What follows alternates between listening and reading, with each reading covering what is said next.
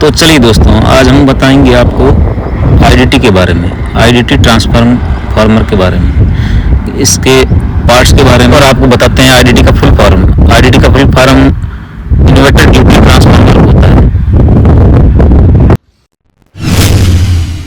और ये है हमारे ट्रांसफार्मर का एलवी साइड। एलवी साइड होते हैं 4 box, LV1, LV2, LV3, LV4। और ये एक बॉक्स में 12 नोड्स होते हैं। एक बॉक्स में 12 केबल लगी होती है और ये 800 वाट का है। एलवी साइड 4 बॉक्स है, उसमें एक बॉक्स में 36 लग लगे होते हैं, चारों को मिला के 144 लग होते हैं। और ये है हमारे ट्रांसफार्मर के रेडिएटर। इनका काम ये रहता है ट्रांसफार्मर की हीटिंग को, ट्रांसफार्मर के ऑयल की हीटिंग को कम करना और उसे ठंडा बना के रखना। जब ट्रांसफार्मर का टेम्परेचर हाई होता है तो उसके अंदर का ऑयल उबाल मारने लगता है, तो उबाल मार के ऊपर उठता है, तो इस पाइप, इस बटरफ्लाई वाल से रेडिएटर के अंदर आता है और रेडिएटर के अंदर धीरे धीरे आता है तो ठंडा हो जाता है। तो इसी बटरफ्लाई वाल से दोबारा ट्रांसफार्मर के अंदर चला जाता है।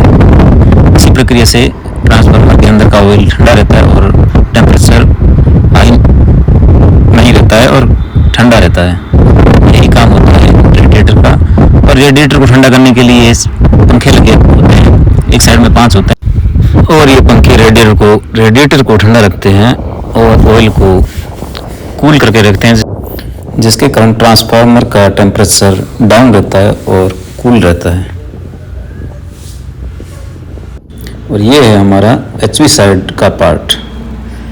इसमें लिखा है आइसोलेट सप्लाई बिफोर ओपनिंग, ओजी केबल एचटी पैनल ब्लॉक 4 की है ये, और 3 कोर 240 स्क्वायर mm की है, और 33 kV का है। HV cable box 12.5 MVA। तो चलिए आपको हम दिखाते हैं ट्रांसफार्मर का ऑयल गेज, जिससे पता चले कि ट्रांसफार्मर में ऑयल कितना है, कितना भरा हुआ है, कितना खाली है। तो चलिए दिखाते हैं आपको। ये है हमारे ट्रांसपोर्ट ऑयल लेवल गेज, जो एचवी साइड लगा होता है ट्रांसफार्मर के। तो अभी दिखा रहा है फुल ट्रांसफार्मर है, ट्रांसफार्मर में ऑयल फुल है। और ये सीटी लगी हुई है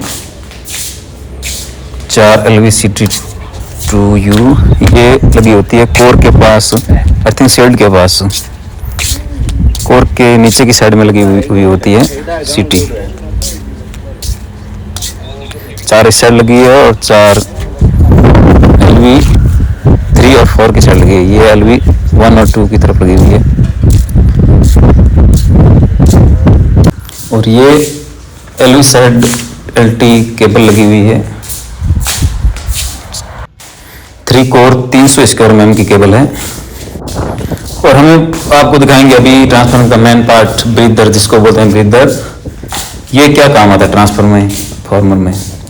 ये जुड़ा है ऊपर कंजर्वेशन टैंक, मेन टैंक बोलते हैं ट्रांसफार्मर का, जिसको उससे जुड़ा हुआ है।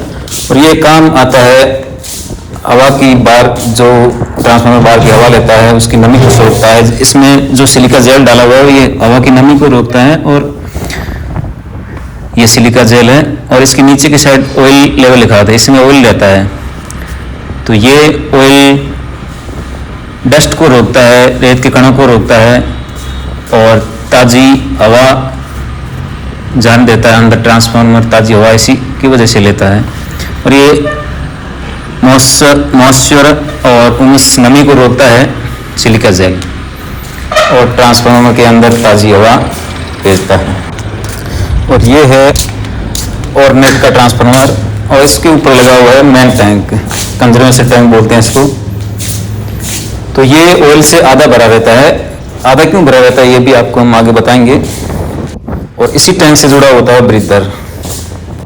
और अब अपन आते हैं मार्शलिंग बॉक्स के पास। ये है मार्शलिंग बॉक्स, जो ट्रांसफार्मर के पास ही लगा होता है, लिखा marshalling box. OTT alarm, with alarm और ट्रिप, इसमें रहते हैं 2 अलार्म। और ये खुल गया हमारा मार्शलिंग बॉक्स। इसमें दो अलार्म लगे होते हैं, OTI और WTI, जिनका काम रहता है ट्रांसफार्मर के टेम्परेचर अगर अधिक हो तो बताना, और उनका काम रहता है ऑयल टेम्परेचर और वाइंडिंग टेम्परेचर की मॉनिटरिंग करना। ऑयल टेम्परेचर और वाइंडिंग टेम्परेचर को इंडिकेट करने का काम जिस डिवाइस का होता है उसको OTI और WTI कहते हैं। OTI का full form oil temperature indicator और WTI का full form winding temperature indicator होता है। और जब भी ट्रांसफार्मर का ऑयल टेम्परेचर हाई होता है तो ये रेड इंडिकेटर अलर्ट जारी करता है, जिससे पता चलता है कि ट्रांसफार्मर का टेम्परेचर हाई हो चुका है।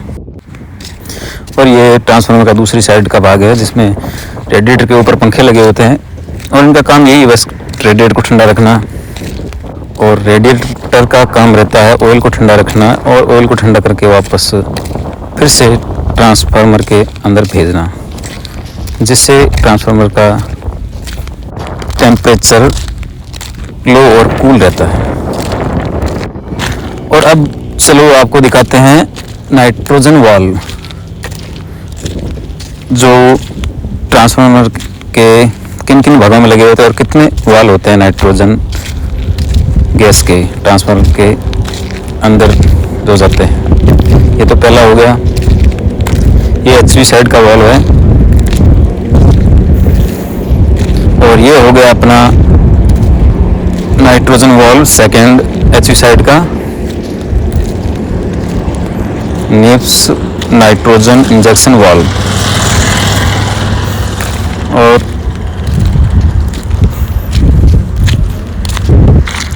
ये हो गया सैंपलिंग वाल्व, सैंपल के लिए जो जब भी ऑयल चाहिए होता है अपन को तो यही वाल्व यूज करते हैं। इससे सैंपल के लिए बस थोड़ा ही ऑयल निकलता है, चाहे पूरा खोल दो। और ये है फिल्ट्रेशन वाल्व। ऑयल फिल्ट्रेशन जब करते हैं शुरुआत में स्टार्टिंग में तो इसी वाल्व से करते हैं ट्रांसफार्मर का। और निप्स का वाल्व LV साइड में एक ये लगा है, निप्स इंजेक्शन वाल्व HV साइड लगा है, और ये LV साइड का है। और LV 3 और 4 साइड एक और वाल्व लगा है नाइट्रोजन, निप्स नाइट्रोजन इंजेक्शन वाल्व। ये चौथा वाल्व है, चौथा वाल्व है ट्रांसफार्मर का निप्स का।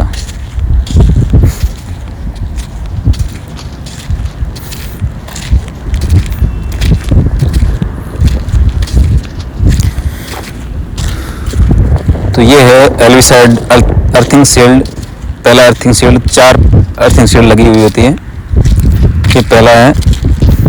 और ये सेकंड नंबर अर्थिंग शील्ड है जो कोर में जॉइंटेड है, ये सेकंड अर्थिंग और सेकंड कोर। ये थर्ड अर्थिंग थर्ड कोर में जुड़ा हुआ है। अब हम दिखाएंगे आपको चौथा अर्थिंग शील्ड। ये है अपना चौथा अर्थिंग शील्ड जो चौथे कोर में जुड़ा हुआ है।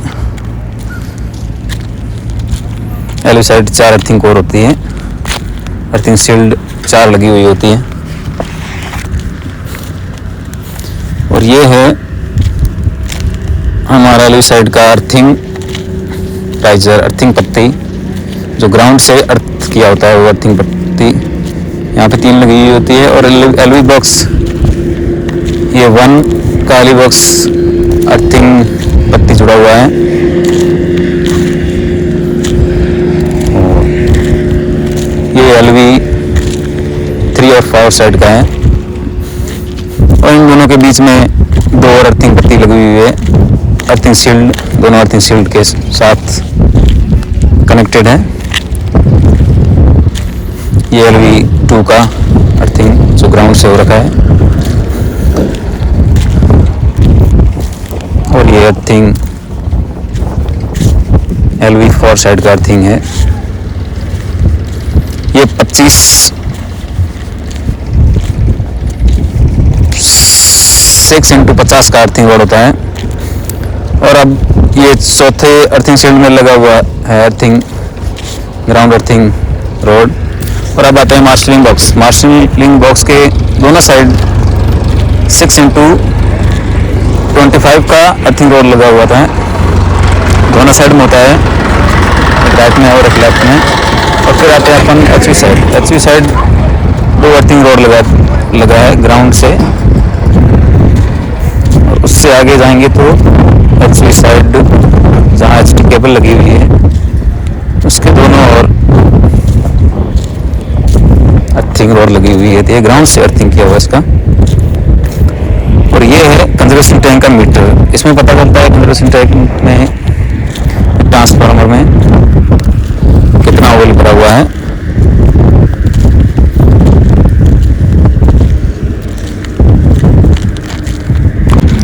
तो ये है ट्रांसफार्मर का बायोडाटा, जिसमें ऑल ओवर सिस्टम का लिखा हुआ है और कितनी रेटिंग का है, कितने पावर का है, कितने केजी का है। और इसमें ये लिखा होता है कोर एंड वाइंडिंग 13,650 केजी। और वेट ऑयल इसमें कितना आता है, वेट ऑफ ऑयल का वेट 6,650। और ऑयल की क्वांटिटी मतलब इसमें कितना लीटर पड़ता है, इसमें पूरा 8,000 लीटर आता है इसमें ट्रांसफार्मर में पूरा ऑयल। और टोटल वेट इसका रहता है 29,200 केजी इस ट्रांसफार्मर का वेट है। और इसमें पूरा हिंदी में लिखा हुआ है और इस तरफ पूरा इंग्लिश में लिखा होता है। ये ट्रांसफार्मर का बायोडाटा है। ये वॉल शेड्यूल है। इस जितने भी नाइट्रोजन इंजेक्शन वॉल लगे हैं, चाहे सैम्पलिंग वॉल है, चाहे फिल्ट्रेशन वॉल है, सबका इसमें लिखा हुआ है।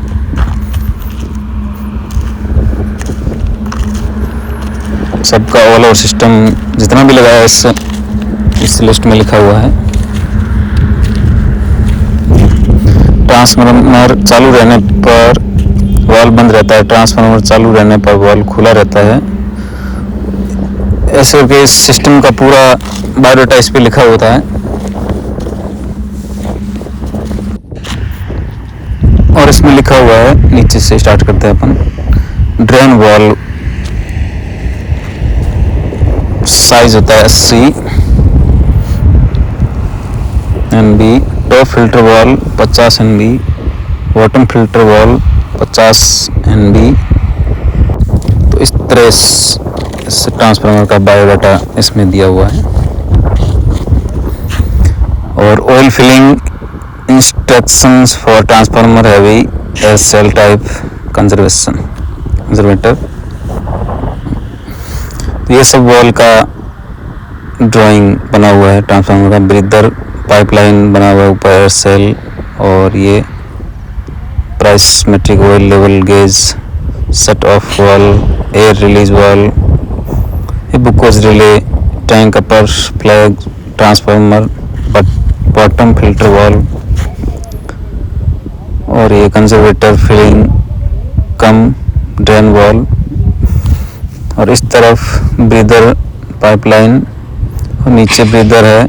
और प्रेशर कंट्रोल वॉल्व है और प्रेशर गेज है, एयर अटैचमेंट, ब्रीदर वॉल्व। इससे इसी तरह सब इस पे बायोडाटा लिखा हुआ है ट्रांसफार्मर का।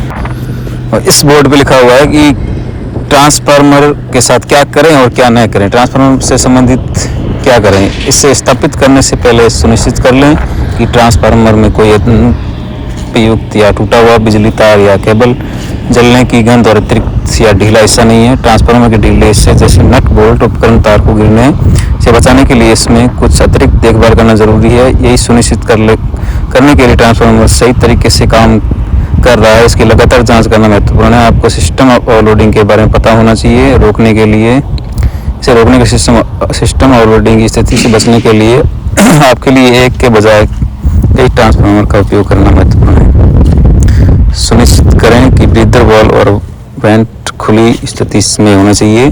ब्रीदर कप में आवश्यक स्तर तल तेल भरा होना चाहिए। सुनिश्चित करें कि CPR, NIFPS और अन्य ट्रांसफार्मर सुरक्षा उपकरण प्रासंगिक स्थिति से जुड़े होने चाहिए। और ट्रांसफार्मर से संबंधित क्या न करें। अपने ट्रांसफार्मर को कभी भी गीले नमी वाले क्षेत्र में न रखें, इसे सूखे क्षेत्र में रखना सुनिश्चित करें। ट्रांसफार्मर से जुड़ी छोटी मोटी समस्याओं को नज़रअंदाज न करें। यदि आप अपने ट्रांसफार्मर कोई अनियमितता, मामूली रुकावट देखते हैं तो निरीक्षण करने के लिए समय निकालें और इसे ठीक करें। इसके साथ काम करते समय सुनिश्चित करें कि यह बंद जब ट्रांसफार्मर चालू हो तो उसके साथ कभी काम न करें। तो चलिए हम आपको दिखाते हैं निप्स कनेक्शन। ट्रांसफार्मर के साथ जुड़ा होता है निप्स का कनेक्शन कैसे हुआ होता है। ये ऐसे पाइप लगे हैं, निप्स पैनल की ओर जा रहे हैं पाइप। ये ट्रांसफार्मर के अंदर निप्स नाइट्रोजन इंजेक्शन वाल्व लगे होते हैं जो इसी निप्स की पैनल से जाते हैं। निप्स पैनल के ऊपर 2 वाल्व लगे होते हैं जो कभी भी ट्रांसफार्मर में आग या कोई भी दुर्घटना होती है तो ये नाइट्रोजन गैस ट्रांसफार्मर के अंदर छोड़ता है। और निप्स का फुल फॉर्म आपको पता होना चाहिए। निप्स का फुल फॉर्म है nitrogen injection fire protection system. ये सवाल काफ़ी इंटरव्यू में पूछा जा सकता है। जहाँ भी आप किसी भी कंपनी का इंटरव्यू सोलर में देने जाओगे तो ये सवाल आपसे ऑफकोर्स पूछा जा सकता है। तो इसका आपको पता होना चाहिए निप्स के बारे में।